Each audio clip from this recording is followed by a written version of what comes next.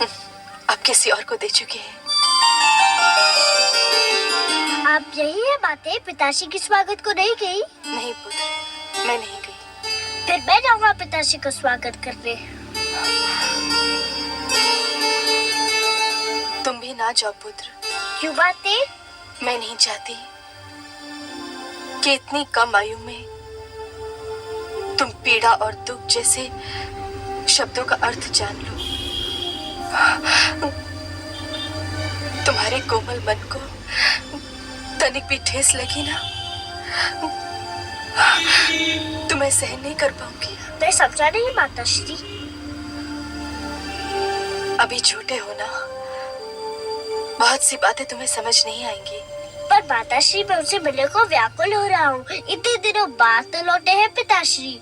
जहाँ इतने दिन राह देखी है, थोड़ी देर और प्रतीक्षा नहीं कर सकते? वो यहीं आएंगे। एक बात पूछूं माते? अवश्य पूछो। क्या वृक्ष की छाया वृक्ष से दूर रह सकती है? कदापि नहीं। तो फिर पुत्र अपने पिता से कैसे दूर रह सकता है? पिता के प्रेम पर पुत्र का जन्मसिद्ध अधिकार है।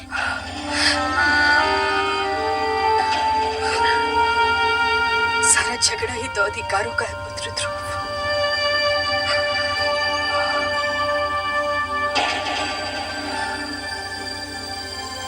अधिकारों का है।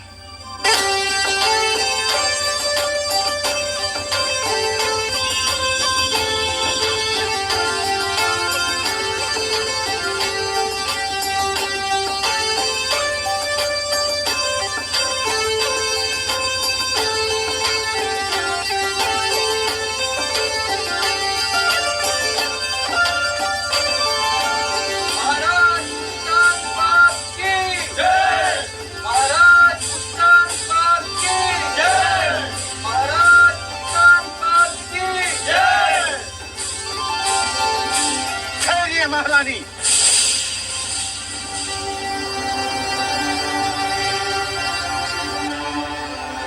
ये उचित नहीं है। क्या उचित नहीं है? महाराज के स्वागत का प्रथम अधिकार बड़ी रानी को प्राप्त होता है। किंतु ये अधिकार महाराज ने बड़ी रानी से लेकर हमें दे दिया है। क्या अंतर पड़ता है गुरुदेव? दोनों ही हमारी रानियां हैं और दोनों में से कोई भी हमारा स्वागत कर सकती है। राजा प्रजा का आदर्श होता है महाराज। राजा जो कार्य करता है, प्रजा उसी का अनुकरण करती है। राजा मार्गदर्शक होता है, समाज उसके पीछे चलता है। उचित अनुचित की परिभाषा भी राजा ही बनाता है। यथा राजा तथा प्रजा। आज जो कार्य हो रहा है, उससे समाज के बड़ों के आदर की परंपरा संकट में आ सकती है। और जब छोटे बड़ों का सम्मान करना छोड़ देंगे, तो समाज में उथल पुथल मच जाएगी। और जब समाज में उथल पुथल हो, तो राज्य की स्थिरता डगमगा जाती है। यदि महाराज परंपराओं को तोड़ना चाहते हैं, तो आपको क्या आपत्ति है गुरुदेव? परंपराएं हमारे आदरणीय पूर्वजों ने बनाई हैं। उन्हें तोड़ने का किसी को अधिकार नहीं है। तो फिर महाराज का क्या निर्णय है?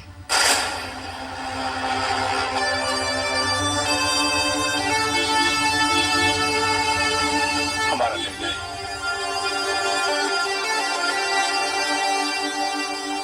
हमारा निर्णय ये है कि महारानी सरुचि ही हमारा स्वागत करेंगी। यदि आपका ये निर्णय है, तो फिर किसी का भी उपदेश मुझे रोक नहीं सकता। पति का आदेश मानना ही पत्नी का धर्म है, और ये धर्म मैं निभाकर ही रहूंगी।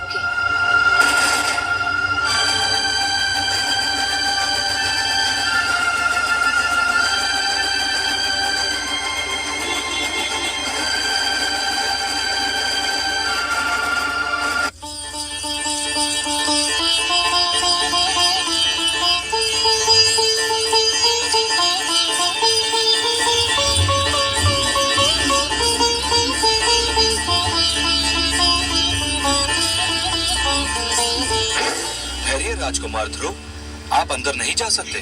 क्यों नहीं जा सकता? मुझे पिता महाराज से मिलना है। महाराज का आदेश है कि अंदर किसी को न आने दिया जाए। मैं राजकुमार हूँ और मेरा आदेश है कि मुझे अंदर जाने दिया जाए। सूर्य के प्रकाश को धरती पर पहुंचने से कोई नहीं रोक सकता। पिता और पुत्र के बीच में कोई नहीं आ सकता। हम महाराज के आदेश की अनदेखी नहीं कर सकते। और राजकुमार के आदेश की अनदेखी कर सकते हो। यदि हमने आपको जाने दिया तो महाराज हमें दंड देंगे। अगर तुमने मुझे रोका तो मैं तुम्हें दंड दूंगा। महाराज के डर से तुमको मैं बचाऊंगा, परंतु मेरे डर से तुमको कोई नहीं बचा सकता। पिताश्री, पिताश्री, पिताश्री।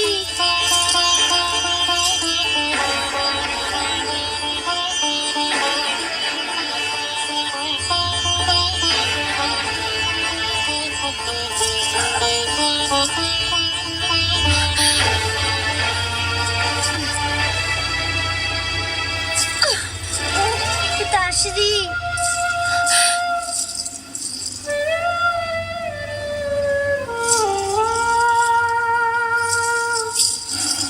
आप इतना बदल गए पिताश्री, विश्वास ही नहीं होता।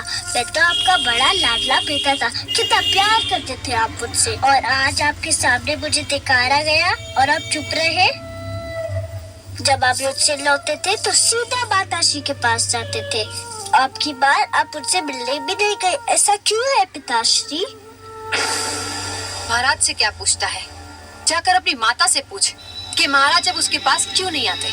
आप भी तो माता है, आप भी बता दीजिए ना। मैं तो तेरी छोटी माता हूँ। माता छोटी बड़ी नहीं होती, माता तो बस माता होती है। आप स्वयं को छोटी क्यों कहती है? तो सुन, तेरी माता के दिन बीत गए। महाराज को अब उस भिखारन में कोई रुचि नहीं है। मेरी माता भिखारन नहीं है, वो राजभवन की महारानी है। महारानी थी वो, अब नहीं है महारानी। महाराज ने वो स्थान उससे छीनकर मुझे दे दिया है, और जो स्थान तेरा था वो अब मेरे पुत्र उत्तम का है, समझा? उत्तम मेरा छोटा भाई है, उसे जितना भी मिले मुझे उतना ही हर्ष होगा। मैं और कुछ नहीं चाहता, बस पिताश्री का प्यार चाहता हूँ और उसकी गोद में बैठना चाहता हूँ। गोद में बैठने की इतनी इच्छा थी तो तुझे मेरी कोख से जन्म लेना चाहिए था। पर इसमें तो मेरा कोई दोष नहीं माते। दोष तेरा नहीं, तेरी माता का है। पिताश्री, महाराज तेरी कोई सहायता नहीं कर सकते। अब तो भगवान ही तुझे महाराज की गोद में बिठा सकते हैं। जाकर भगवान विष्णु की तपस्या कर और उनसे प्रार्थना कर कि अगले जन्म में तुझे मेरी कोख से जन्म दे और महाराज की गोद में बैठने के योग्य बनाए।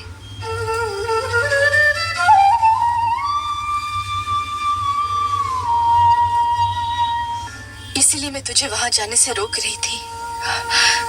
मैं जानती थी कि तू महाराज से मिलने जाएगा तो दुख लेकर ही लौटेगा। रानी सुरुचि के मन में हमारे लिए जलन और घृणा के सिवा और कुछ नहीं।